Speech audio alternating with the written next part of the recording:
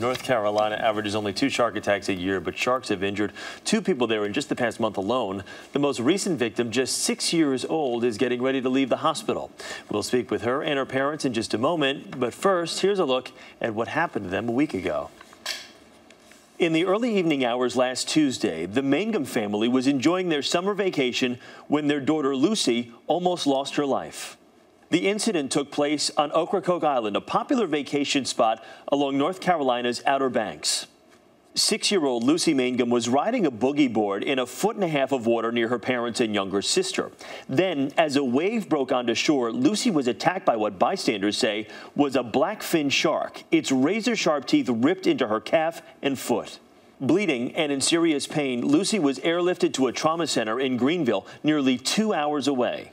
She had significant laceration to her calf, her ankle, and her foot, and injury to one of the major vessels that brings blood supply to the foot and the leg.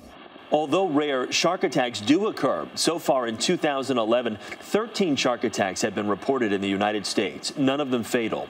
Last month, 10-year-old Cassidy Cartwright was bitten by a shark on another North Carolina beach. When he pulled her out of the water, her leg was just wide open, and it was just a lot of blood.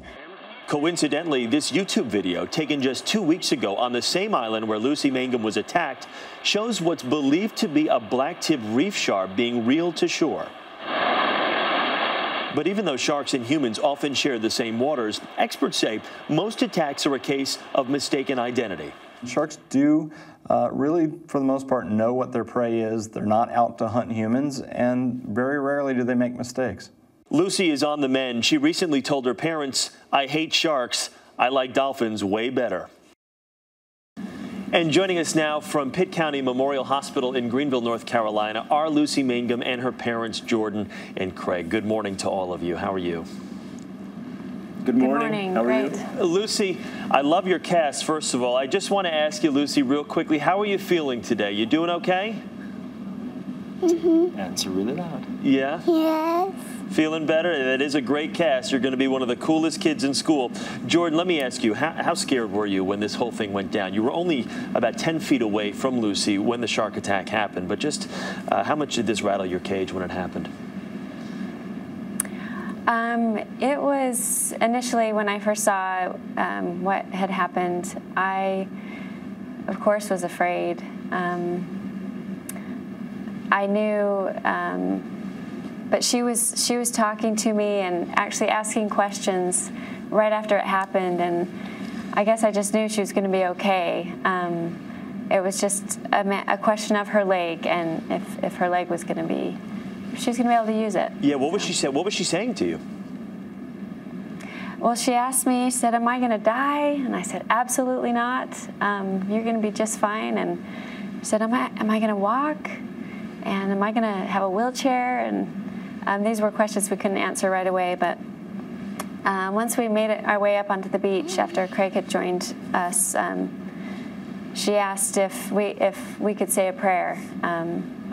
So she was pretty stoic through the whole thing. That tremendously brave little girl. Craig, you're an emergency room physician. How long did it take for you to figure out, okay, do I need to be dad here or do I need to be doctor?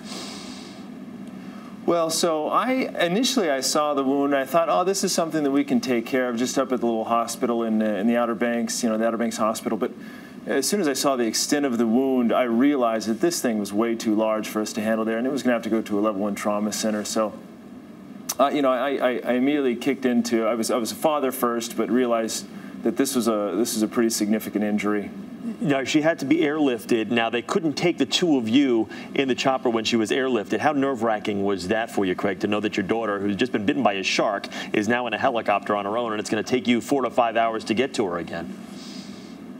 Well, I think my background in medicine kind of put me at ease a little bit there. I knew that East Care was going to take good care of her, and I had worked in the past with Pitt County Memorial Hospital, and I knew that they were going to take care of her as well once she landed there. So I was at ease. I knew that she was in good hands. Jordan, when she does recover, and the doctors have said it's going to take about 6 to 8 weeks for her Achilles injury to recover, you going to let her go back in the water or what? Definitely. Yeah, we'll get right back on the horse. Yeah. Could you guys believe She it, though? loves the beach. When you had a chance to figure out what had happened, could you actually believe that a shark had gotten in that close and actually attacked your daughter? No, and in fact, I think it was probably, for me, it was 2 or 3 days that it just kind of went on a reel in my head, just what I had seen, and every time I saw it, I'd just shake my head, just unbelievable. Yeah. Lucy, before we let you go, I know you start first grade this fall. Are you excited about going to school and telling everybody what you did this summer? Excited about school? Well, good. You just keep smiling because you are one tough little girl, that's for sure, and you are going to be a very big hit at show and tell. I can guarantee you that. That's little Lucy Mangum right there, who is in recovery mode. She's got a great cast on, and like Mom said, can't wait to get back in the water when she's fully recovered. Folks, thanks so much. Jordan, Craig, we appreciate it. We know it was probably a harrowing experience for you, but we're glad you're all here to tell and share your story with us this morning. Thank you. Okay, thank you very much. We wish you the best.